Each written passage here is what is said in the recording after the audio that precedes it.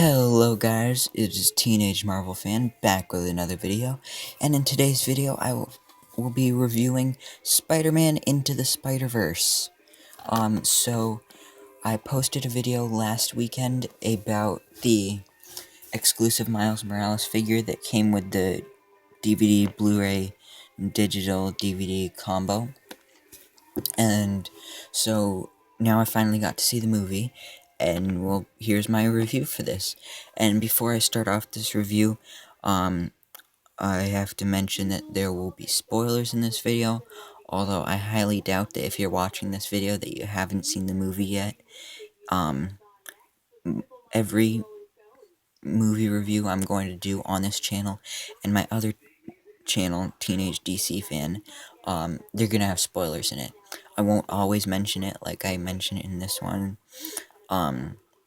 unless it's like something that like I see in theaters. Unfortunately, I did not get to see this movie in theaters, but I heard great things about this, and then it won an Oscar, so that really hyped me up for this movie. And a lot of people had been saying that it's like the best Spider-Man movie ever, and I don't completely agree with that, but it's better than some of the Spider-Man movies. Like, definitely, without a doubt, better than both Amazing Spider-Man movies, because those movies sucked. But I think those are the only ones that it's better than. Because, like, I really liked Homecoming. Then, like, the Raimi trilogy, like, it's kind of hard to not like any of those. Like, Spider-Man 3, that was okay, but I still liked it more than this one, mostly just because it had Sandman in it, and Sandman's one of my favorite Spider-Man villains. But anyway, let's get into this review. So Spider-Man Into the Spider-Verse, just from watching the trailer, it makes you think that this movie is going to be, like, very heavily about, like, giving equal screen time to each Spider person, but it's not. It's mostly just a Miles Morales story. It's basically his origin story, and I really liked, like, at the beginning, when Miles, like, after he got bit by the spider, and then he went back to see the spider after he realized he got the powers of Spider-Man, and then Spider-Man actually showed up because Kingpin had the alternate dimension whatever thing, and then so then the collider thing just showed up there, because they were from an alternate dimension, and Spider-Man was fighting them, but then they like captured Spider-Man or something. But anyway, they turned on the machine. It like interrupted or like messed up reality.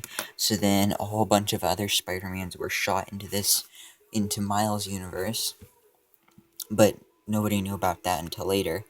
And like that part when Peter tells the Miles that he's counting on him and that he needs to like save time and reality and all that stuff. And then when and then Kingpin just killing Peter. I saw this coming because, like I said, I never got to see this in theaters. So I just saw this movie a couple days ago for the first time. So I had already been spoiled about it. So I already knew that there was going to be two Peters, one voiced by Chris Pine, one voiced by Jake Johnson. So as soon as I saw him take off the mask and he had the blonde hair, then I knew that he was gonna die. I also already knew about the Doctor Octopus thing and the post-credit stuff, which I'll get into later. But anyway, I really like that scene. And then I yeah, I liked at the end too when Miles sent all the spiders back to their own universes except for Peter, and then he was like, you gotta go, I can do this on my own," and stuff like that. And then that fight with Kingpin was pretty good. And there's an Easter egg that I'd like to point out. So at that ending scene when Miles was fighting Kingpin and they were inside that train thing, and you were seeing like flashes of Vanessa Fisk and Richard Fisk. And if you slow down the frames, then you'll notice that at one point it shows Matt Murdock, or at least a kid that looks like Matt Murdock. So that's a nice reference there. I'm not going to get too much into the story because I have a lot of, I'm going to mention a lot of it with the characters, which I'm going to go into now. Starting off with Miles, of course, since he's the main character. Um, I like the way that that once he got his powers, like he really wanted to take on his responsibility, and he wanted to learn how to like use his powers and stuff. And he was really responsible. He had a hard time controlling them at first. Um, I like that it showed him going to school and that stuff, because that really helps develop characters when you see them like outside of their superhero life. And then also his relationship with his dad was hilarious, especially like at the beginning when he was dropping him off at school, and then he had the cop, he was in the cop car, and then he turned on the siren and got on the like microphone speaker thing, and he was like, I'm not leaving till you say I love you, Dad." And then he did, so then obviously that embarrassed him a lot. But anyway, moving on to Peter, and I'm referring to Peter B. Parker, the one that did not die. And so I like this. Actually, before I get into Peter B. Parker, I will talk a little bit more about Peter Parker from Miles' universe. Um, I'm pretty sure that was the Spider-Man from the Raimi trilogy, because uh, when it whenever like every character got their thing where they were like um, explaining their origin, and like showed a comic book and stuff like that. When it did it for Peter Parker from Miles' universe, it showed a bunch of iconic scenes from the Raimi trilogy, like the upside down kiss with Mary Jane, stopping the train, um, fighting Doctor Octopus, uh, and stuff like that. So I like that. That was a nice reference. And Tobey Maguire was actually originally going to be in this movie, so it would have been cool if he voiced him, especially since it was based on that character. But anyway, moving on to Peter B. Parker. I liked his story, how like Mary Jane left him, and Aunt May died, and like it was just going through a hard time in his life, and it was kind of like the storyline where like Peter doesn't want to be Spider-Man anymore, kind of like what they're doing with Spider-Man Far From Home. And yeah, so I like that dynamic, and then like the constant jokes about him being fat.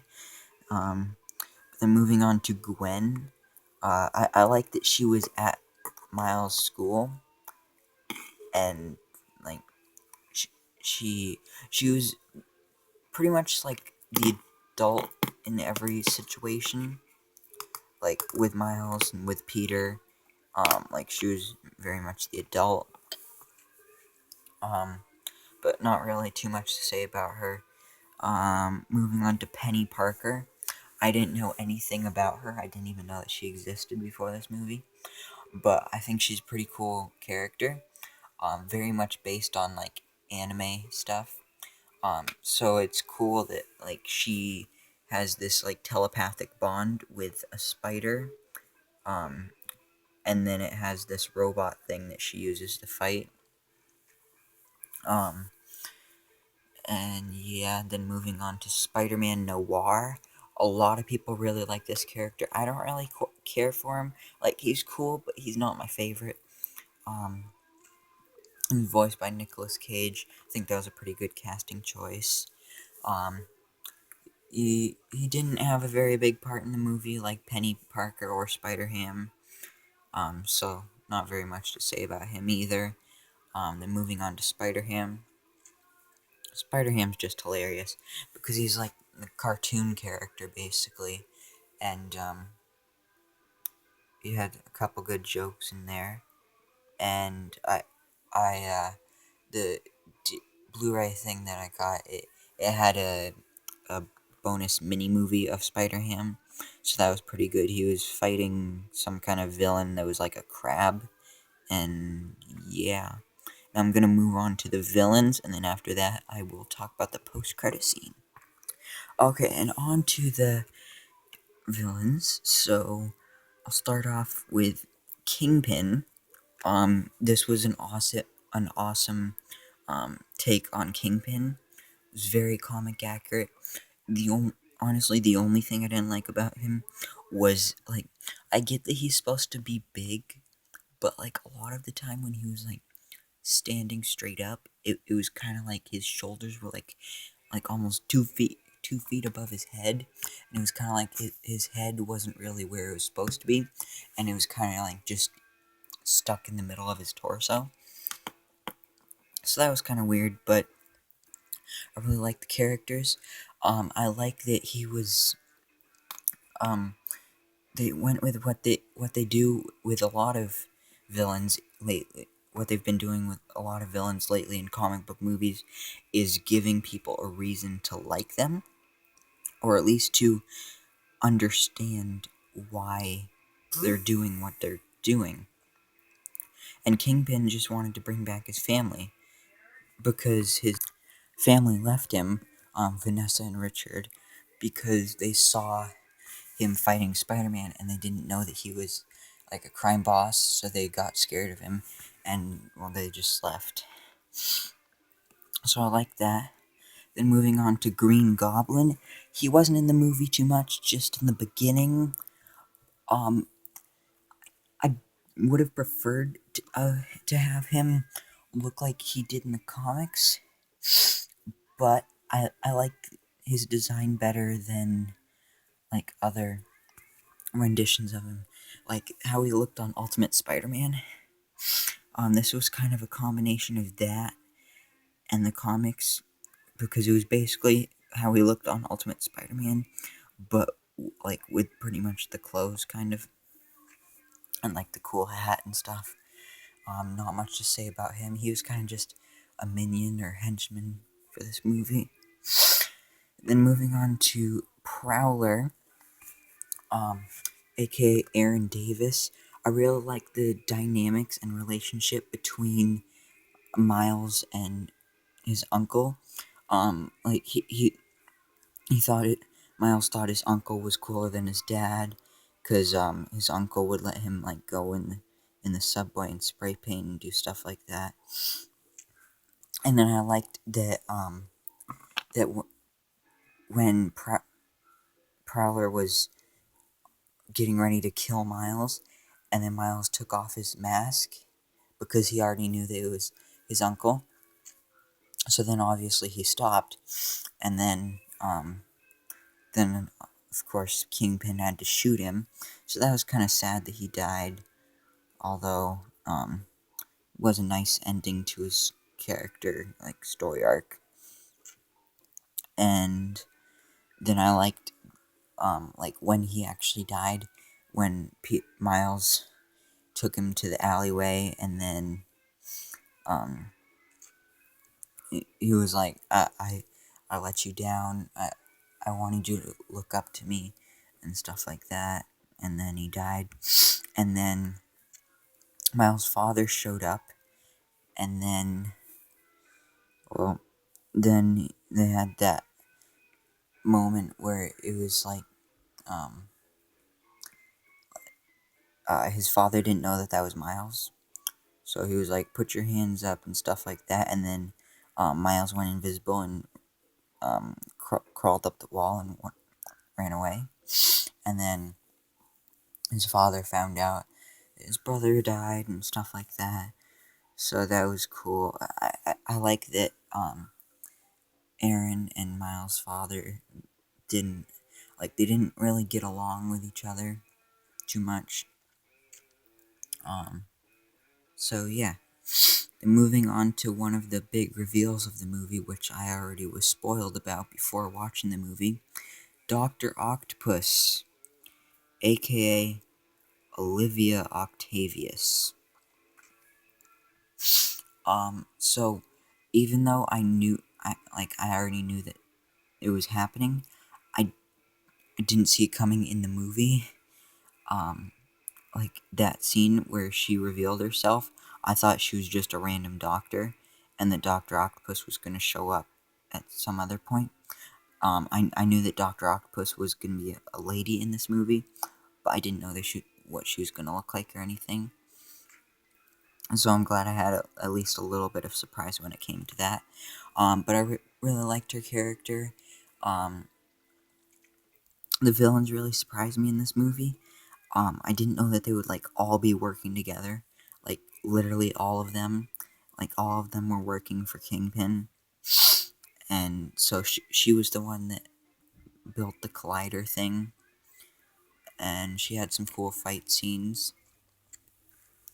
Then moving on to Scorpion and Tombstone. They were more of just henchmen characters, but I really liked them. Tombstone was voiced by Krondon. That's just his nickname, but the guy that plays Tobias Whale on Black Lightning. So that was cool. And he was really good as Tombstone. He only had one line, but it was pretty cool. Tombstone was in the movie more than Scorpion, but I like Scorpion too. I actually have a figure of Scorpion from Spider-Man Into the Spider-Verse, and actually I'll go get that right now and show you real quick. Actually, so first off, here's the Prowler figure that I got from the movie. Not too bad. Let me know down in the comments below if you want to see me do a review on this guy. And so then here's Scorpion. Definitely not comic accurate. Well, at least not like the original design for him. I do like the original design better, but I'm not against this design. I actually think it's pretty cool. With like his tattoos and like his spikes and his robotic type thing going on. So yeah, let me know if you want to see a review on this guy too. I won't do a review if you don't want me to, because this movie came out a while ago. Okay, back to the review, and like I said, I wasn't crazy about the Scorpion design, but wasn't bad either. He spoke a little Spanish too. I actually liked him better. So in the movie, when we first saw him, he had his legs were like two regular human legs, kind of. Well, they were still robotic, but they looked like human legs, kind of. Like at least the shape. And then later they kind of stretched out and turned into the four things. I liked him better with just the two, but whatever. Now before I discuss the post-credit scene, I would just like to discuss the animation style that they went with for this. I like that each of the spider people had like their own animation style. Like I had said before, Spider-Ham was like cartoonish. Penny Parker was like anime, and then Spider-Man Noir was like black and white, and then Peter, Gwen, and Miles were pretty much the same, but that's kind of expected because they're not really that different. And the most animation these days is meant to look realistic, but not. But this movie, they wanted to make it just like the comics and make it like super vibrant, and then they even had like the speech bubbles and like stuff like that, and that was just so awesome. I like that. I like that added touch to the movie that made it really good. But moving on to the post-credit scene with Miguel O'Hara, aka Spider-Man 2099. So you start off the post-credit scene by seeing his robot butler maid type thing, kind of like Jarvis to Iron Man. But she was saying that the timeline was falling apart or something like that, and that he needed to form a team of other Spider-Men to to save the universe and timeline and stuff. Um, and then he had a special watch that allowed him to travel through different dimensions. And then he said that he wanted to go back to the beginning, and he literally did go back to the beginning, because he went back to the original 60s cartoon, Spider-Man cartoon, and basically went inside a meme, and I'll put it up on screen now. Okay, so this part from an episode turned into a meme, and basically in the episode, a guy was impersonating him. They should have just made it Chameleon, but anyway. So then in the post-credit scene, they changed the Spider-Man over here to Spider-Man 2099, and here it is. So then Spider-Man was like, "Who are you?" "I'm Spider-Man." "Who are you?" "I'm Spider-Man." And then basically just kept going back and forth. And like this whole thing was taken directly from that episode in the 60s. So basically this means that in the sequel, Spider-Man 2099 will be leading a group of spider people through the timeline, or like universe, and through the dimension web of reality or whatever, to save it from a dangerous threat. But this also could mean that this 60s cartoon Spider-Man will be in it. I think that would be pretty awesome. I don't know if he will be, but that would be really cool. So overall, I really like this movie. I'm excited for the sequel. I'm excited to see who the villains are, and who will be in the team of spiders, because I love the Spider-Verse. I watched Ultimate Spider-Man when they did the whole Spider-Verse thing, and they had some good ones on there.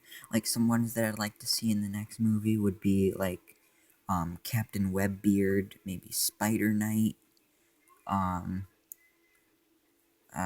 don't know who else, but there's some weird ones out there. And anyway, though, thank you so much for watching. Let me know down in the comments below if you've seen this movie, what you think of it. And please remember to like, comment, and subscribe. And I hope to see you in my next video so I can bestow all my Marvel knowledge upon you.